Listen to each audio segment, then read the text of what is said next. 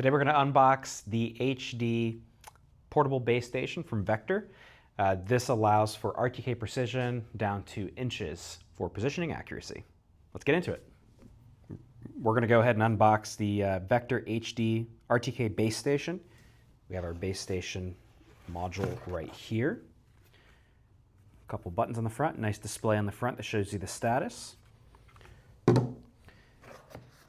Here's the antenna for the communication, which screws onto the back of the base station.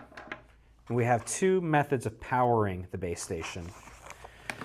One method is a 12-volt power source. It could be a battery, a 12-volt cigarette lighter in a car, a generator with a 12-volt source.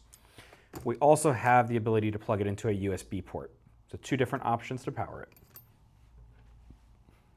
Thanks for joining us, guys. If you do have any other questions about this portable base station, just visit us at the link below or at raptordynamic.com.